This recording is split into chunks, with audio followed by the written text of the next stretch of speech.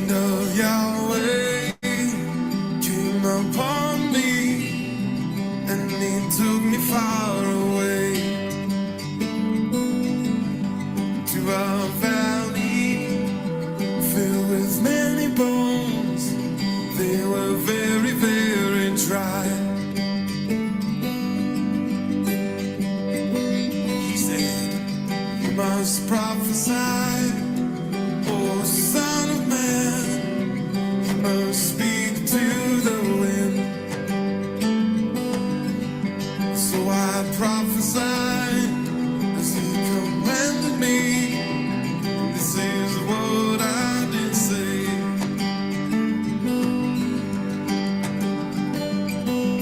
Come, breath of Yah, come from the four winds. Breathe on these dry bones, that they may come to life.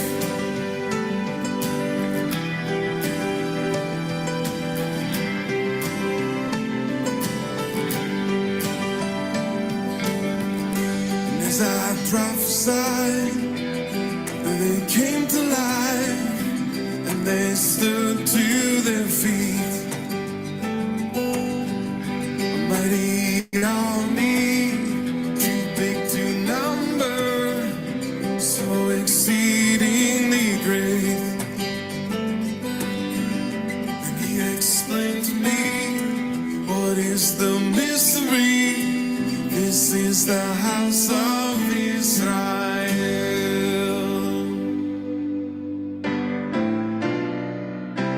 Though they say they are cut off, and though they say they don't belong, though all their hope has been lost,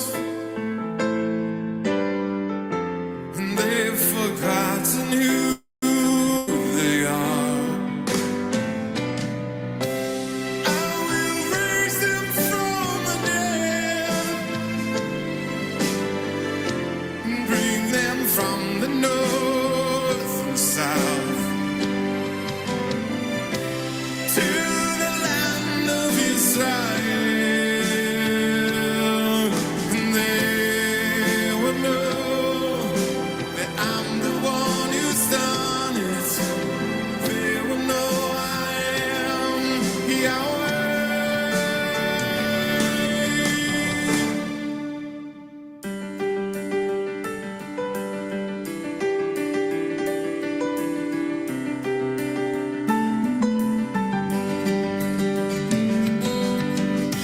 I am Yahweh, your Elohim, and I am bringing you to life.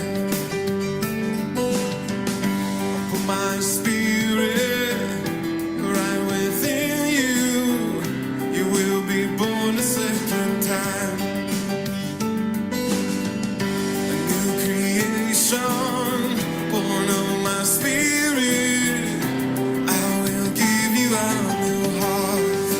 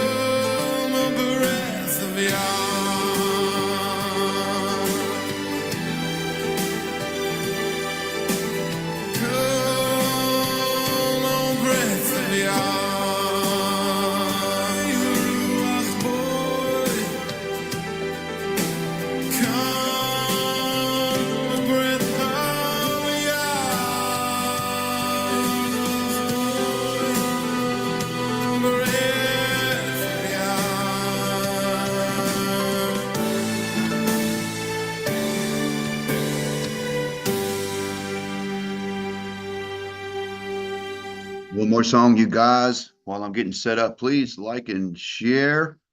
Okay, down below, help us out. Share with me.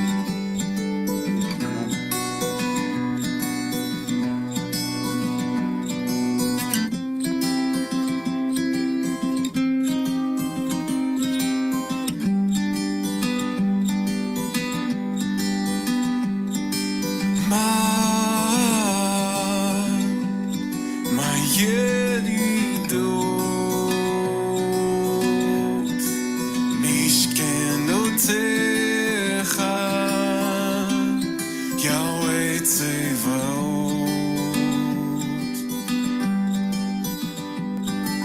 nifsefa v'gam kalta nefshi Lechetzerot Yahweh, Lechetzerot Yahweh, Libi uvesari Yaramenu El Chai, El Chai.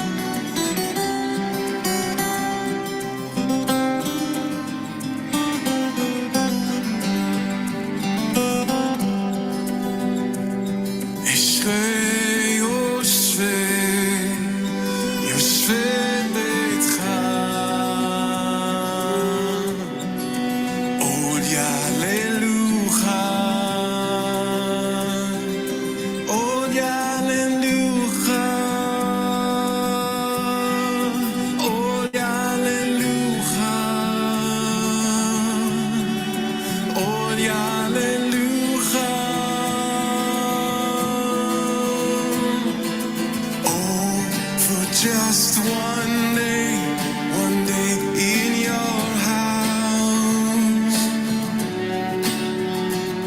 is better than 1,000 anywhere else.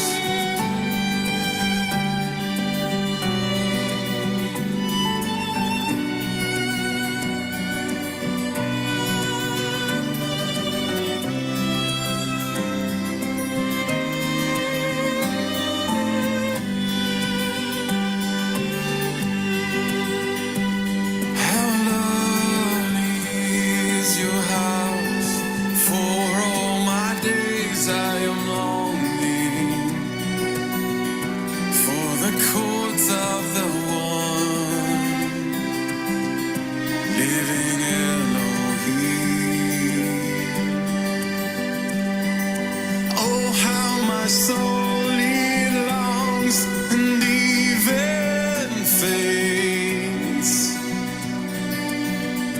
for the courts of the one Yahweh. My heart and my flesh, they cry.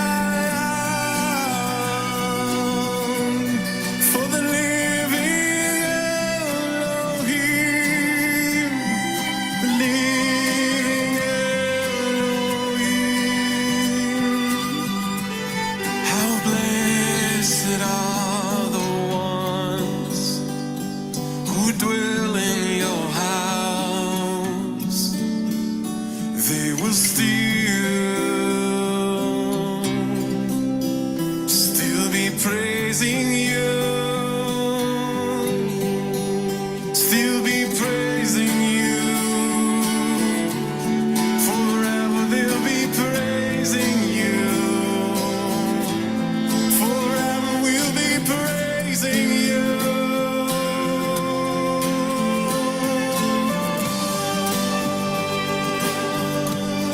Yeah.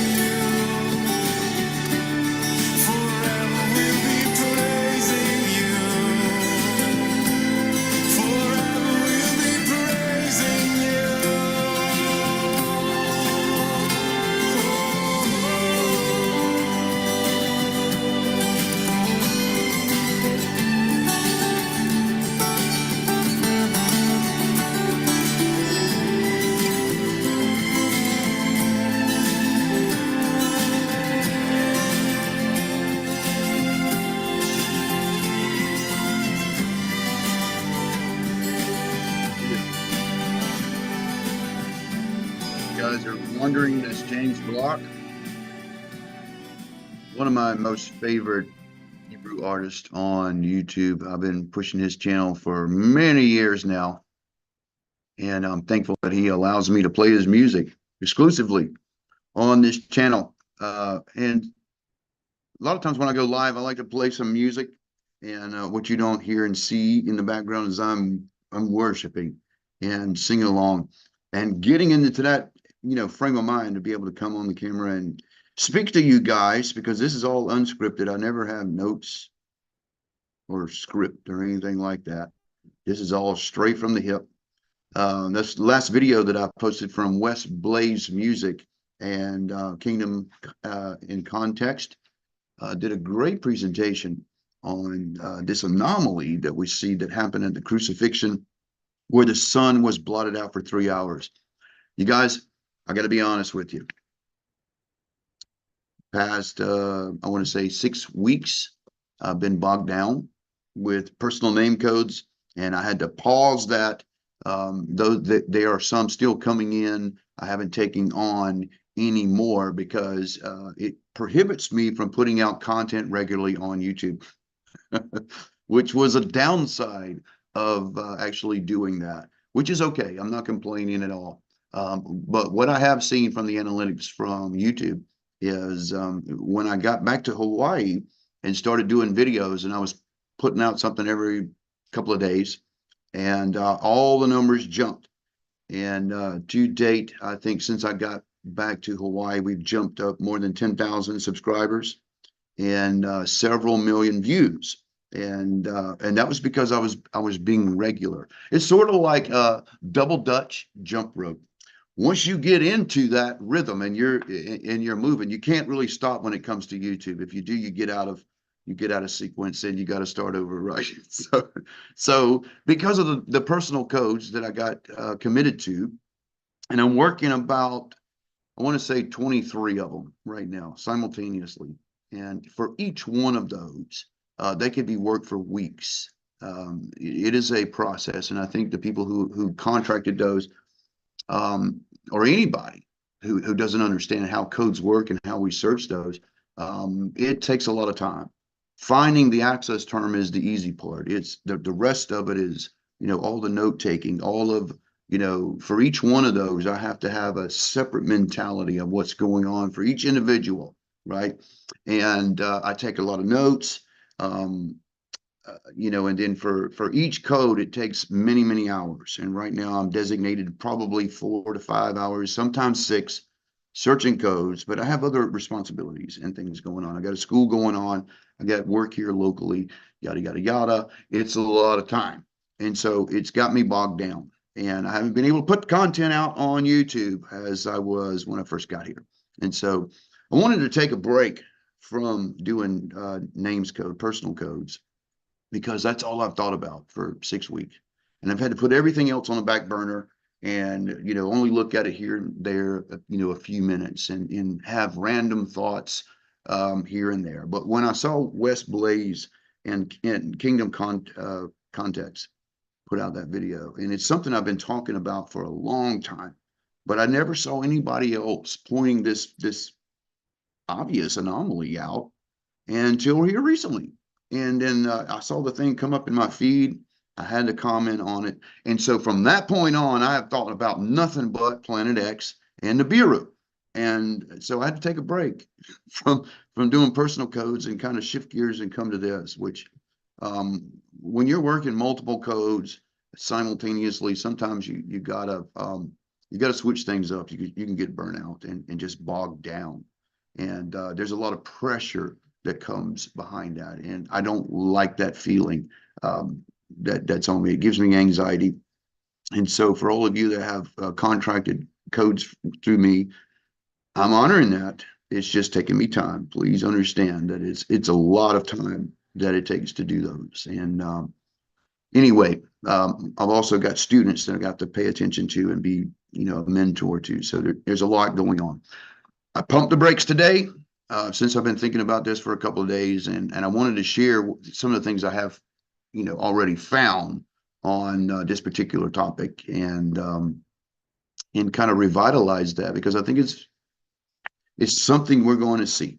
It's something we're going to experience, and many of us are going to experience that together, right? It is a cyclical event. I can show you documentation from what I've found in my research that there's this pattern in the text where it seems like the same kind of event happens. Joshua's long day, when the sun stood still, right? And in the battle there, we see in the Chinese record that it's recorded that something happened to the earth where it stopped in its rotation, and the sun was in the sky for 24 hours. In China, it was called the long night. Okay. Hezekiah is 10 degrees. When the sun goes back 10 degrees, another anomaly that takes place that is not normal, right? And then again at the crucifixion, and there's probably been other occasions that we're not even considering, but I see this cyclical event that's taken place many times, and it can't be explained very easy.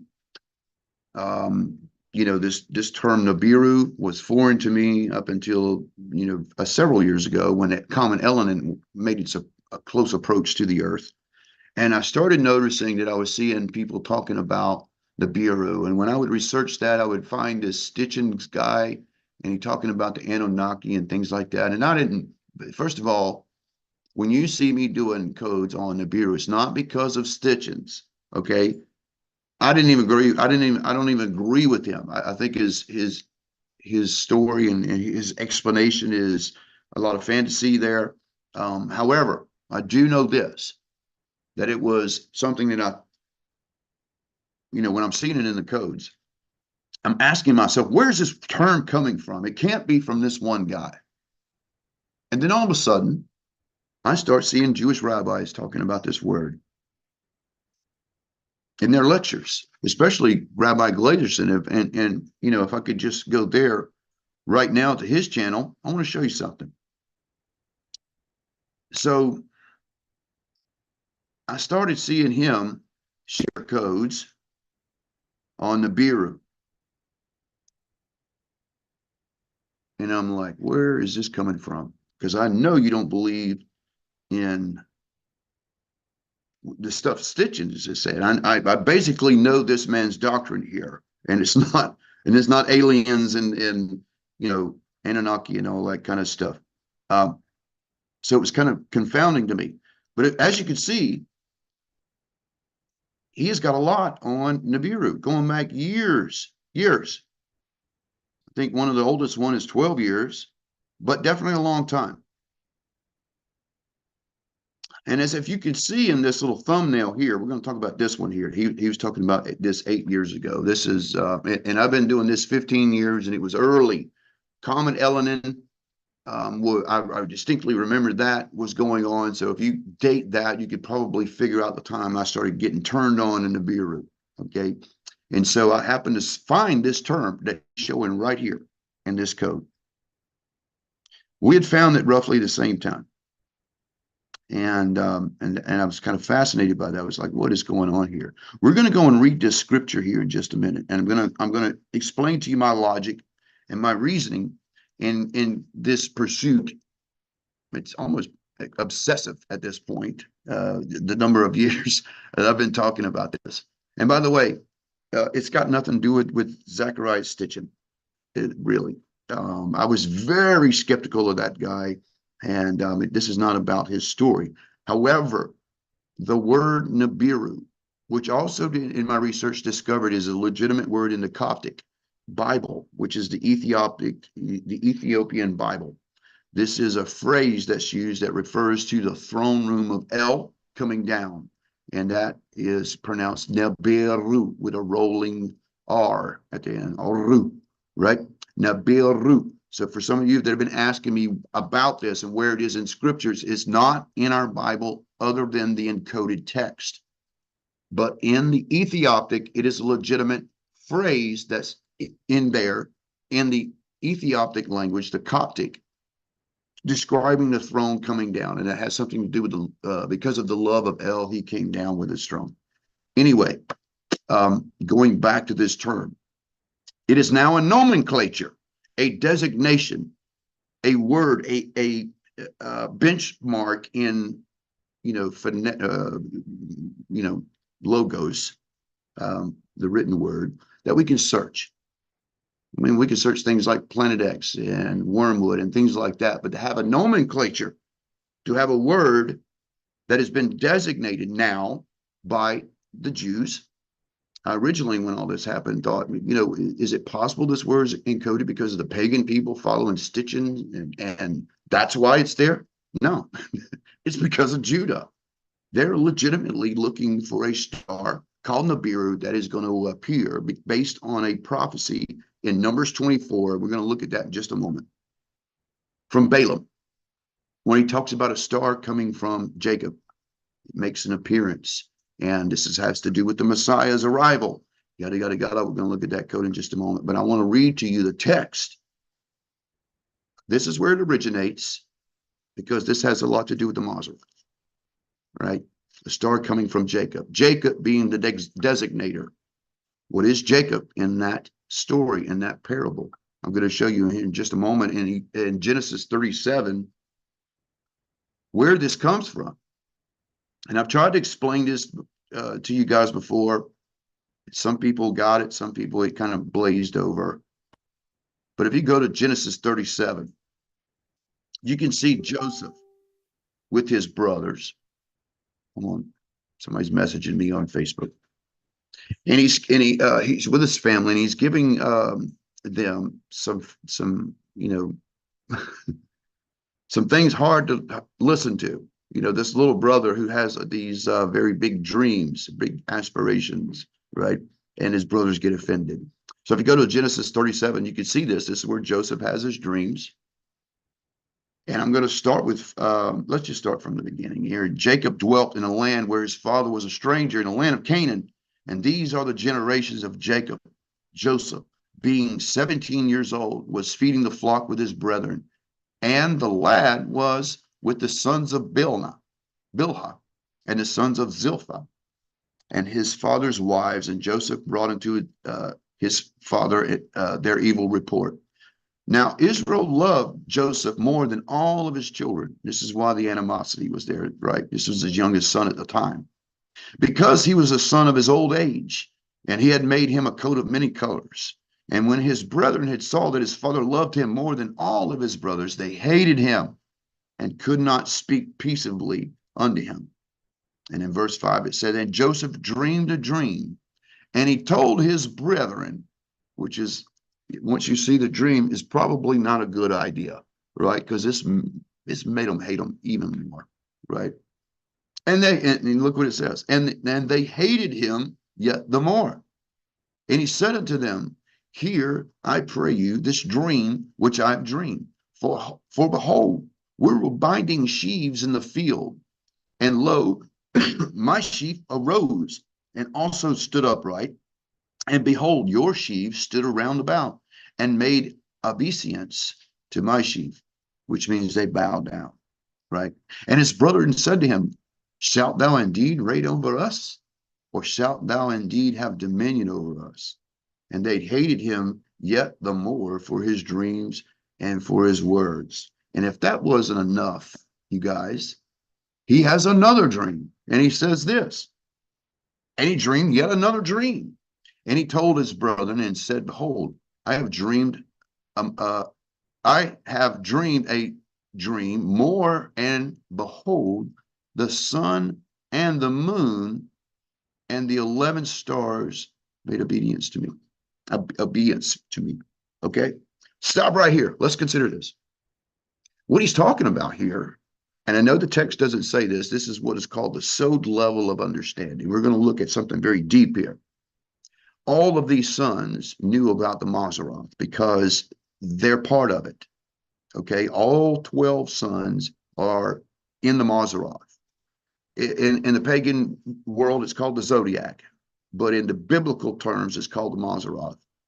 The mother and the father, that would be Jacob, are the sun and the moon. Everybody with me? Everybody understand what I'm setting up here for you, right?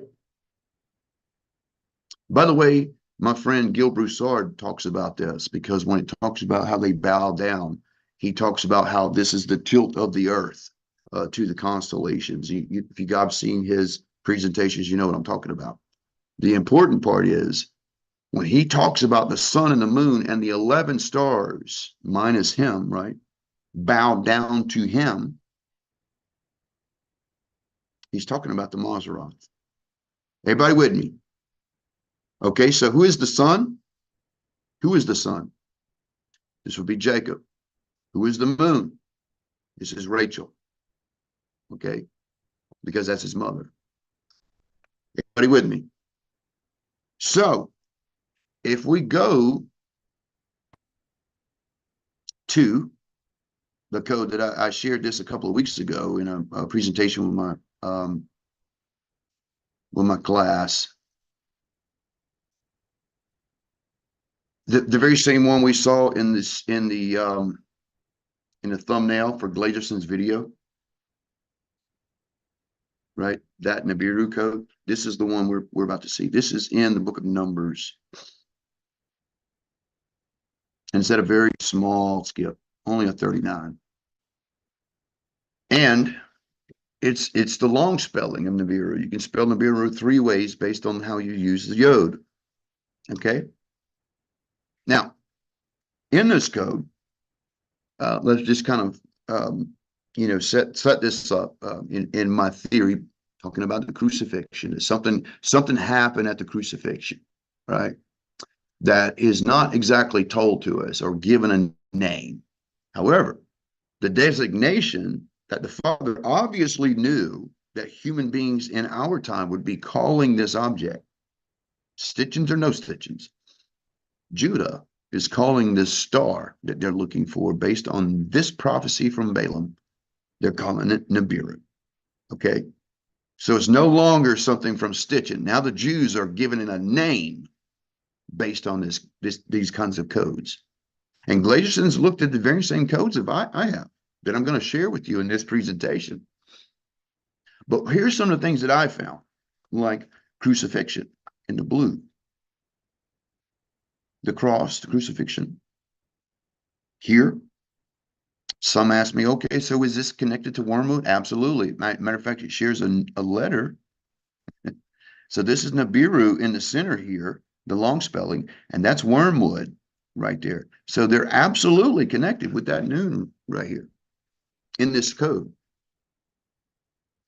We were also talking about a star from Jacob, a star coming from Jacob. What does that mean? Does that mean a literal star like a gas giant like our sun? No. In this case, star in the Hebrew is Kakav, as you can see here. Kakav. Kakav is a moving planet, is a more accurate term here. It's not a literal star. We're not going to see a gas giant come in and have this interaction with the planet. I'm not saying that's impossible, but I don't think that's what's taking place here when we're talking about Kakav. Now, a star, Kakav, think like Jupiter or Saturn, how you can see it because it's reflecting light, right? Think like that, a planet that moves coming out of Jacob. If Jacob is the sun, now these pictures that we see on YouTube in this direction of the sun with a planet or something next to it makes sense. And if this can only be seen on the ecliptic and it's an object moving from behind the sun, we're going to not see it until it's all the way on us. And the reason for that is the veil of the sun. Have you walked outside and look out the sun and see if you can see the stars around it? You can't because of the veil of the light. You can't see it. So it makes sense that this object could potentially be hidden from us. We see and feel the effects of it, and then suddenly we see it. And I'm just going to throw a number out there based on some of the things I've seen from the rabbis and what they expect. 40 days is a big number here, that potentially we would see this object for 40 days. Okay. A star coming from Jacob. Now it makes sense to me because we're talking about the Mazzaroth here. Everybody follow. How does that, okay, so how does this hold up? I mean, can we, verify this with other witnesses in code? Yeah. I can tell you there are codes. If we go to Isaiah 24 and look encoded there, you will find Nibiru encoded many times in Isaiah 24. If we go to Joshua's long day and look at what happened there in just that chapter, just that verse, we can also find Nibiru encoded there. If we go to Hezekiah's long day, guess what we find? And by the way, in each one of those as well, we can find wormwood, Planet X, that kind of thing. It's there. They're all pointing to something here. It's got nothing to do with stitchings. All right. So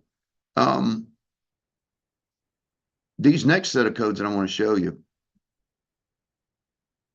you can actually find, and I'll put after the broadcast, I'll put the link in the description below. You can go to Postscripts. A friend of mine, blessed brother, Luis Vega.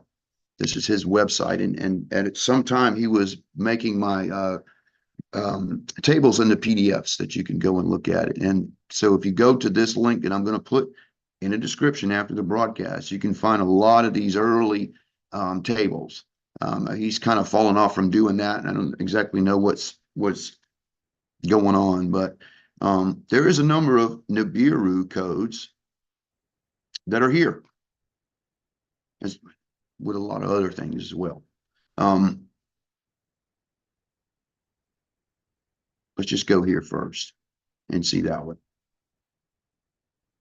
So this particular topic has been worked over many, many times, and for many years. We can see that this has been a continuing topic. People talk about this all the time and post videos and pictures of anomalies that they show by the sun. Now, granted, some of those are fake or smudges or light playing tricks, but some, I believe, captured at the right time will show us, an object there that's being veiled by the sun. And by the way, I used to think that one of the main reasons why they chemtrail this so much is also to obscure that a little more, because they don't want the general population to fear and cause panic, right? Fear and fire. Look at it, fire and fear, end of days. That's encoded right there with it. So this is just one. You see many of the terms there. And all the years that we were watching this, 2014, 2015, 2016, 2017, even till today, we're still looking at this potential thing. And look, Nibiru is encoded right across there. So the access term is called fire and fear, end of days. And then you got Nibiru encoded right across it. Connection to the Mashiach, a star in the end of days. Even, Hillary, the potential that she would become president was even encoded there. Right. Let's go to another one.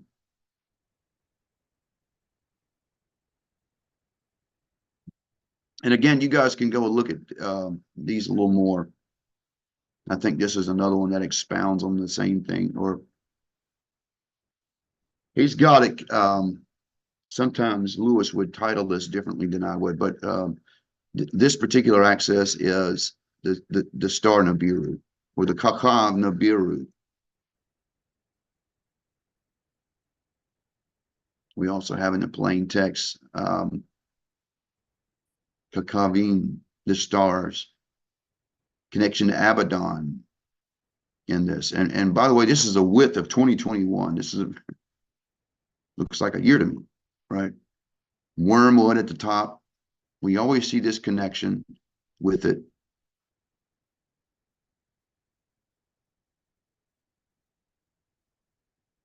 And again, you guys can go and look at some of these on your own. Here's another one. Nibiru, son of Joseph. There's a connection to Joseph in this. Ephraim would be his banner. Look how narrow this is, width of 50. Fire of the Mashiach.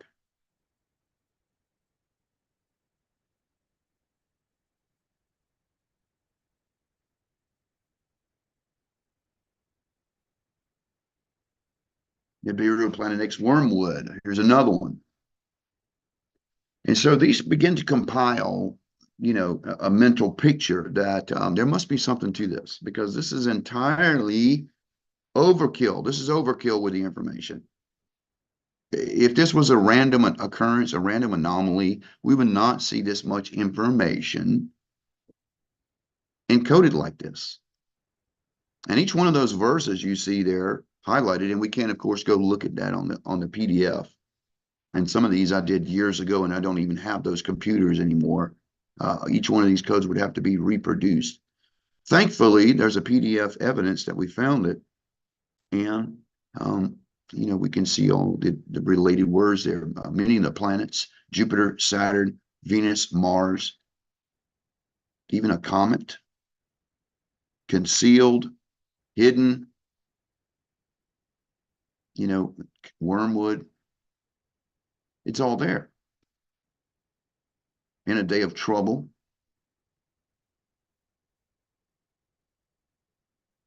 So in each case, we can see that there's a trifecta relationship with those terms: Nibiru, Planet X, wormwood. Here's the next one: Nibiru, star will fall. Again, we're not talking about a literal star like a gas giant.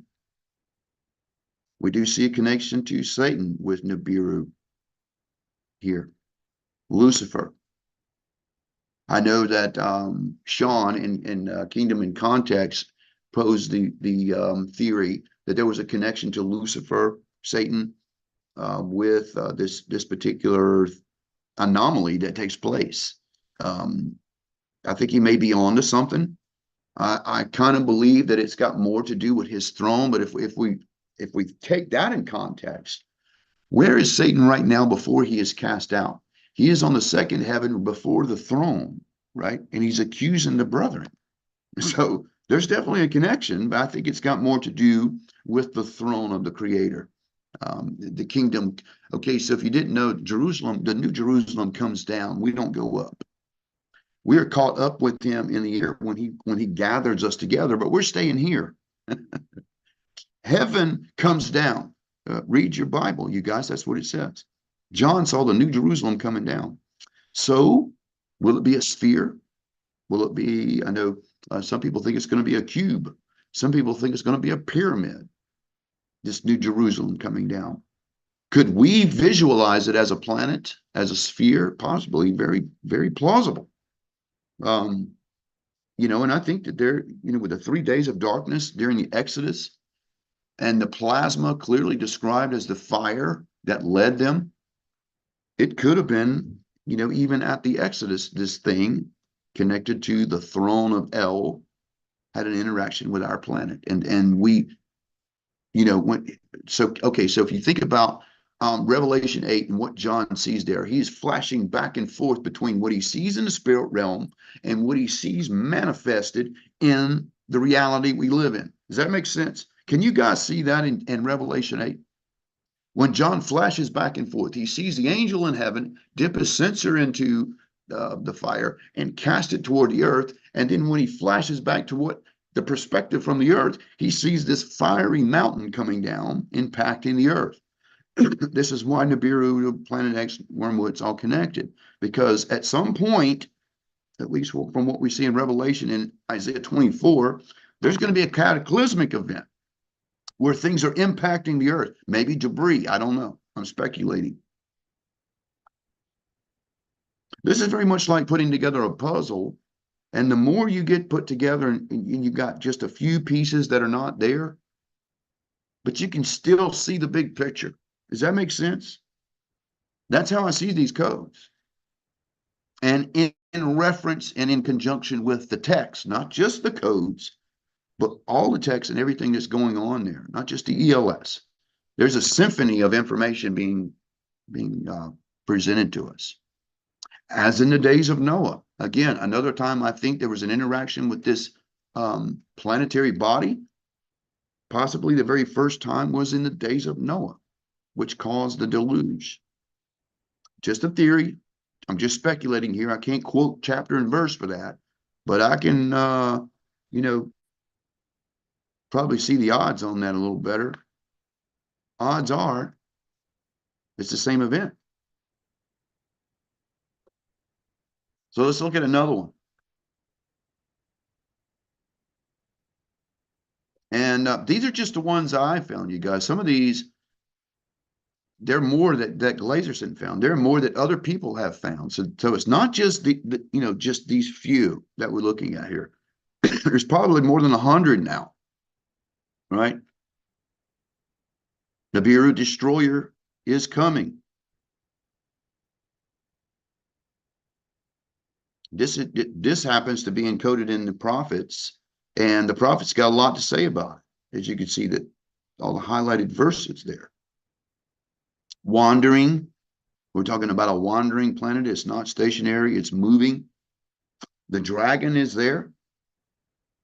The virgin, why would we be looking at it? Revelation 12. Revelation 12. Yeah. The fallen ones, Abaddon, connected. Apollo, war here several times, judgment here, and nemesis, all these words. And I saw some of you mentioning in the chat when we were just getting started, Leviathan, even here. And again, wormwood all over it.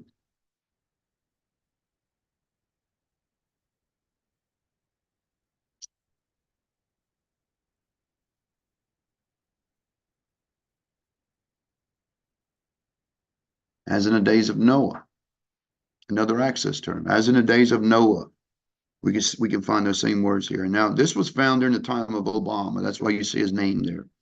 Okay.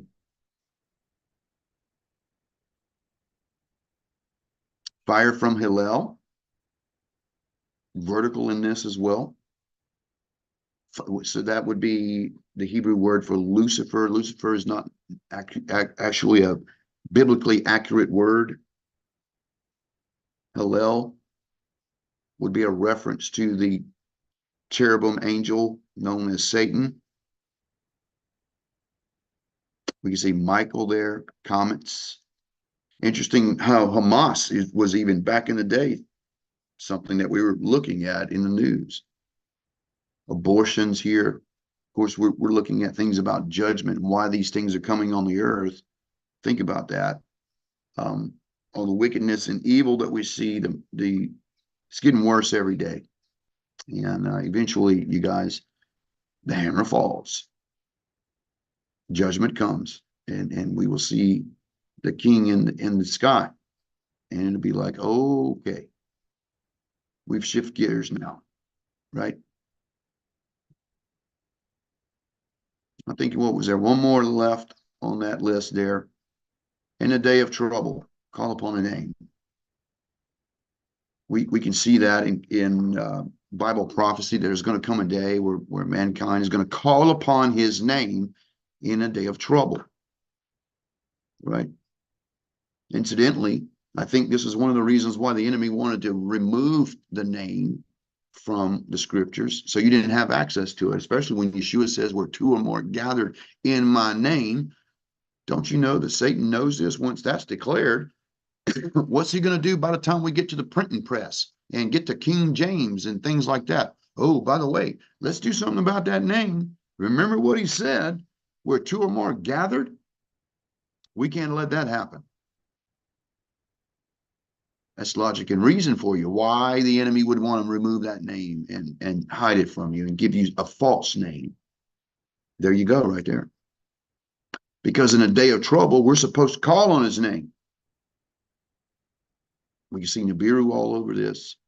The day of Yah, which is many letters, by the way. Let me just show you there that There's a connection to calling upon his name in the day of trouble with the day of Yahweh, or the day of Jehovah.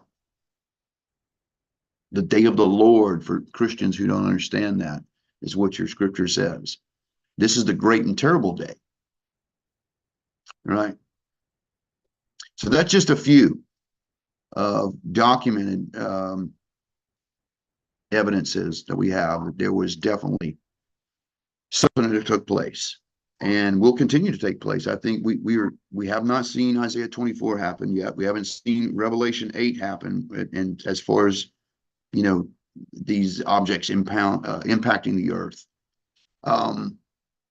which I think is in conjunction with war, that all of these things will be happening simultaneously. And this is the war in heaven, right? There was a war in heaven. It's going to manifest as these things impacting the earth. I'm giving you my opinion, my analysis on this. I'm not,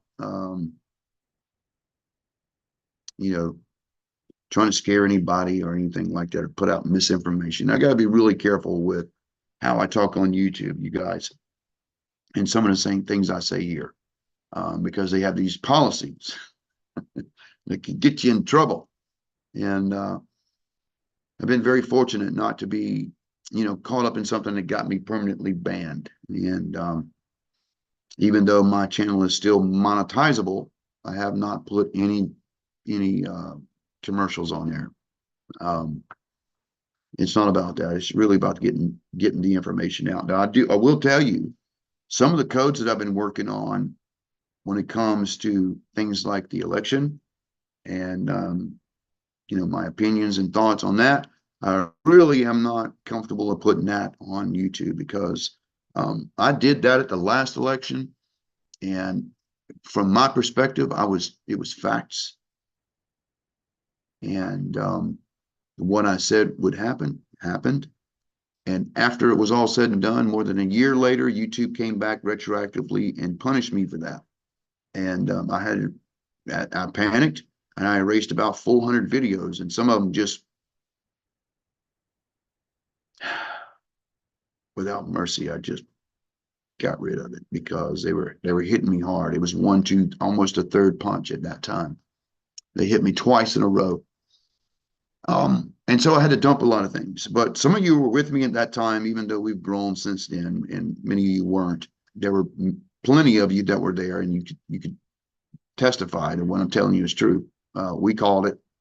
The codes were very clear. Rabbi Glazerson was actually predicting Trump as the winner, and then at the last minute he changed that and was going with what I was talking about, even showing the same code. And that is exactly what happened. And so my lessons from that is you got to be really careful, because with this new policy of misinformation, you can't put anything out like that. And so there's a Rumble account, you guys. I do have a Rumble account. If you go over there and search the code searcher, you'll find me. And the way I got things set now, everything that I do on YouTube is getting posted there automatically, also on BitChute. But here in the future, when I figure out their software and their streaming software, I will start doing some of those codes that we can't talk about here over there. So if you guys want to go ahead and go over there and subscribe or whatever you got to do to follow that, there'll be some information coming up there when we start talking about that a little bit closer to the election. I want to work on some of those a little more. Anyway, I'm really excited about the class, you guys, that we've started, and it's going really well. We're working through some technical issues right now with the software that I've given them, and we're getting close to start to search codes. And one of those things that excites me about that is the Peshitta, the Aramaic New Testament, that is wide open for research. And you know, I got an email today from Russ Brialt, who is an author and someone who talks a lot about the Shroud of Turin. So that's one of the things that I want to search in that text, is about the shroud. We've done research on that, found that in the Tanakh. It's definitely encoded, but that's like a subject that interests me there. I was fascinated with the Shroud of Turin since I was a young kid, and I always believed that it was the burial cloth of Yeshua. And happy to report the codes confirm that. But I'm sure that there are more codes in the Peshitta, especially when we look at the crucifixion in and search the shroud in the actual text talking about the crucifixion. We will definitely see a solid home run code come out of that, right? That just absolutely confirms, right? So those are the kind of things I'm excited about for this new class that we've got. If you guys are interested and you want to join the class, we still got room. Email me. We'll talk to you on the phone, and we'll try to get you in there. And we'll get going pretty soon here. And I expect the class to be about a year long. And hopefully we be able to share some of those codes with you after a couple of months of these students kind of refining their skills and getting out there. And I'll be sharing that with you. So until then, I'll try to update you and do these little teachings like this. I am paused on taking personal codes right now because I got to get out of this. I'm bogged down and it's taking a lot of my time, and I don't want to accumulate more because it's going to keep piling on me. Okay, so any of those emails that are coming in, I'm filing them away until I clear my docket, so to speak, and then we can go back to that. But right now, you guys, it's hindering me from even getting on YouTube, and that's getting to me, and the channel is kind of falling behind on that. Okay, so I love you. That's all I got for you today. Thank you for hanging out with me, and please like and share the stream. Again, I'll tag it and put some links down below, links to postscripts with Louis Vega and some of those PDFs, so you guys can see that. But also you can email me and if you need to talk to me. All right. Thank you guys for being with me. I hope you can consider this information. Maybe it intrigues you, cause you to think, right? What was it that blocked out the sun at the crucifixion? It couldn't have been the moon. All the codes and information are pointing it was a foreign object. And I believe, even though it may have been Stitching to coin the term, I think the Jewish rabbis have given this object the nomenclature, aka the star that comes from Jacob, Nibiru. And that's what I have for you. So shalom to you guys. I love you. Be praying for us, especially the students. We'll see you next.